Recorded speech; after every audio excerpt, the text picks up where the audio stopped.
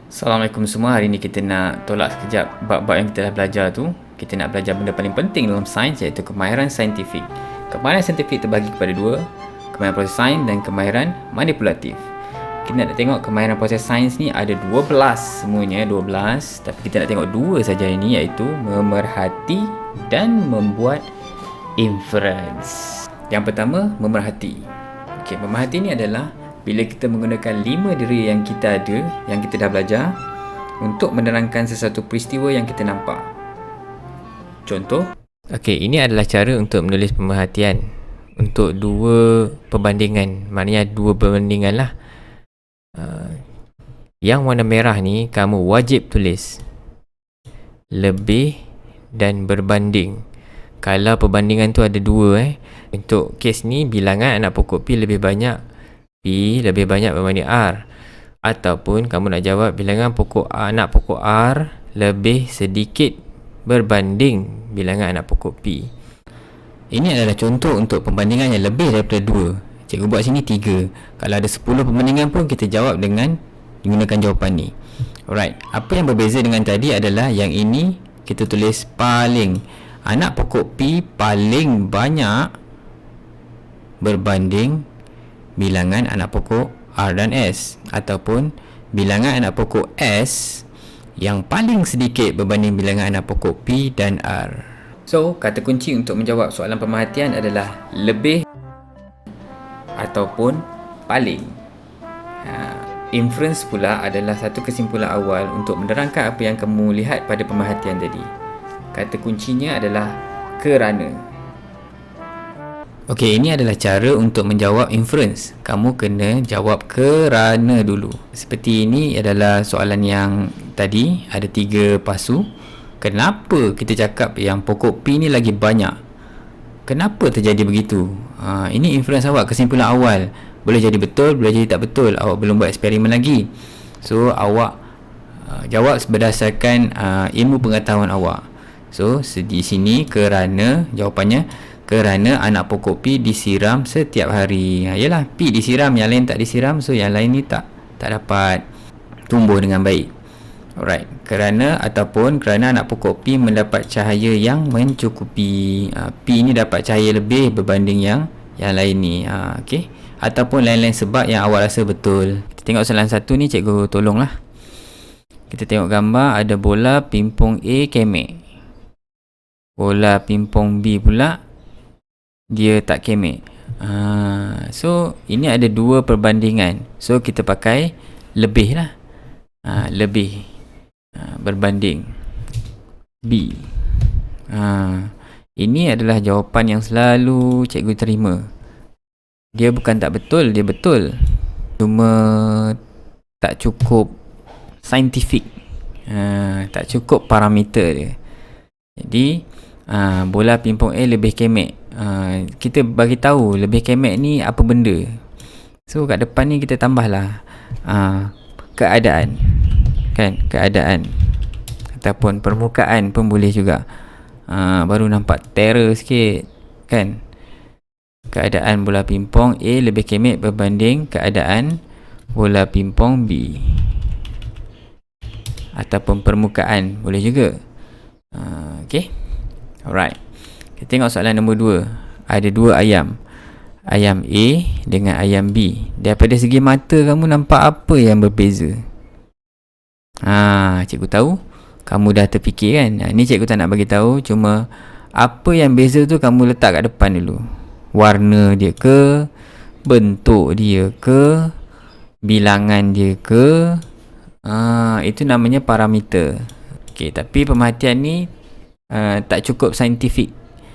Ayam A lebih kecil. Kecil tu kamu kena letak apa dia yang kecil. Dia punya kaki ke kecil? Dia punya apa? Itu kamu boleh letak size. Yes. Yes, yang ini.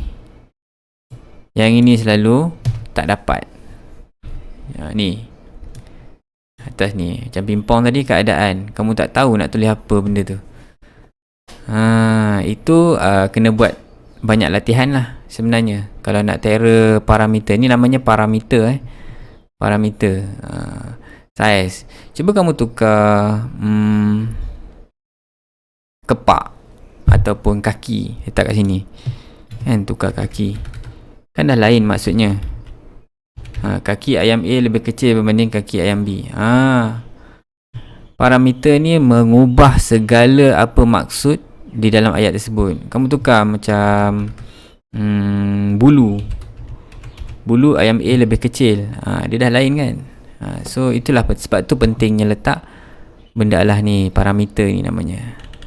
So jawablah ni. Ini yang jaga-jaga ini lebih daripada 1. Ini pun maksud cikgu ini lebih daripada 2. So kita pakai paling. Ini pun lebih daripada 2, kita pakai paling. Okey, mari kita tengok soalan yang belakang tu, soalan pemerhatian dan inference. Raja 1 di bawah menunjukkan satu penyiasatan tentang keperluan asas haiwan. Gariskan keperluan asas haiwan. Okey, ada 2 perbandingan kat sini. So kita akan pakai lebih berbanding lah. Bekas X, yang lainnya ada jaring. Bekas Y, yang lainnya dia ada minyak. Yang lain semua sama. Okey, tulis satu pemerhatian terhadap keadaan kura-kura dalam bekas Y selepas 1 hari. So ini jawapan yang budak-budak ada jawab. Jawabnya adalah kura-kura di Y mati, kura-kura di X hidup. Memang betul. Memang betul yang ini akan mati sebab udara tak boleh masuk. Tapi awak baca balik, ini keperluan asas haiwan. Antara keperluan asas haiwan adalah udara. Jadi kamu tak boleh jawab pemerhatian macam ni. Kamu kena jawab macam ni. Udara di dalam bekas Y lebih sedikit berbanding di bekas X. Tak nampak kan? Jawapan ni tak nampak sebenarnya. Tapi kamu kena peka.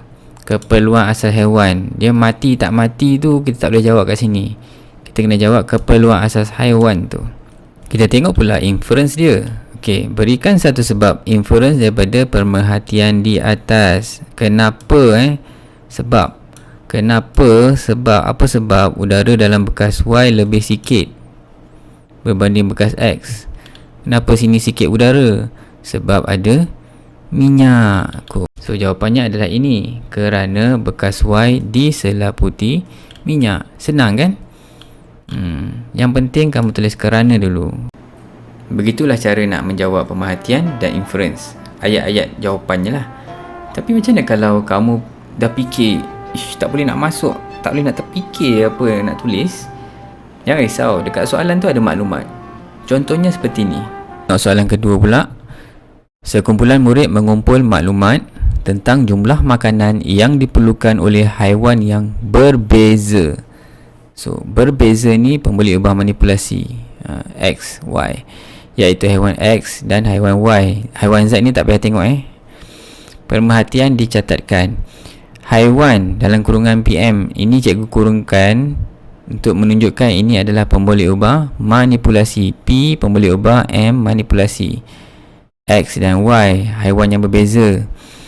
Jumlah makanan yang diperlukan dalam sehari dalam kurungan gram.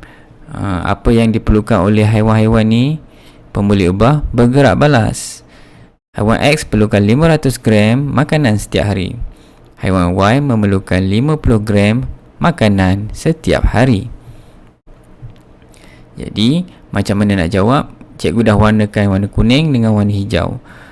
Untuk menjawab pemerhatian, kalau kamu tak tahu nak tulis apa dah, kamu boleh copy je ayat pembuli ubah bergerak balas. Macam mana nak tahu benda tu pembuli ubah bergerak balas? Pembuli ubah bergerak balas ni dia akan berada di bawah. Kalau kotak macam ni lah. Kalau kotak tu menegak ke bawah, dia akan berada di belah kanan. Pembuli ubah manipulasi pula selalu berada di atas ataupun berada di sebelah kiri kotak. Tapi tak selalunya lah. Itu untuk pelajar-pelajar yang lemah lah. Atau dengan kata lain, pembuli ubah manipulasi ni benda yang kita bandingkan. Okey, pembuli ubah bergerak balas ni hasil daripada perbandingan tersebut. Itu yang pelajar yang betul-betul faham lah. Maknanya X ni kita lawan dengan Y. Kita lawan siapa makan paling banyak. Hasilnya ni X banyak 500, Y 50 sikit. Right. Nyatakan satu pemerhatian tentang jumlah makanan yang diperlukan dalam sehari oleh haiwan. So cikgu dah tulis jawapan macam ni. Jumlah makanan yang diperlukan dalam sehari dalam kurungan G. Sama tak ayat dia dengan ni? Sama kan? Sekejap cikgu ke bawah kan. Jumlah makanan yang diperlukan dalam sehari dalam kurungan G. Cikgu letak dalam jawapan di bawah. Sama kan? So salin je ayat pembuli ubah bergerak balas ni. Kemudian kita letak. Nak letak haiwan X boleh, haiwan Y pun boleh. Tapi dia tanya haiwan X. So awak kena jawab haiwan X lah dulu. Haiwan X lebih banyak. Betul lah lebih banyak, 500 kan, berbanding haiwan Y. Haiwan Y 50. So dapat 1 markah. Berikan inference daripada pemerhatian di atas. Okey, kenapa jumlah makanan diperlukan oleh haiwan X ni banyak berbanding Y? Cuba kamu fikir. Adakah sebab X ni lebih kecil haiwannya? Tidak. Mestilah haiwan X lebih besar. So jawapannya kerana haiwan X lebih besar. Okey, cikgu harap kamu dapat menjawab dengan baik dan sabar. Cikgu minta maaf sebab minggu ni konten berat dan panjang. Sebab itulah realitinya, hakikat yang perlu kamu belajar, yang perlu kamu tahu untuk menjawab kertas 2. Macam mana nak dapat markah. Cikgu pasti mesti ada yang masih tak faham, mestinya. Sebab kita perlu bersemuka, kita perlu adakan sesi macam Google Meet. Kita tak tahu sampai bila ni. Kita harap COVID ni akan pergi secepat mungkin supaya cikgu boleh jumpa dengan kamu. Yang tak boleh jawab tu boleh personal cikgu, ataupun kita tunggulah nanti macam mana keadaan kita untuk bersemuka. Sebelum cikgu tinggalkan kamu, cikgu nak bagi satu semangat api supaya kamu boleh belajar dengan bersungguh-sungguh. Bye. Assalamualaikum.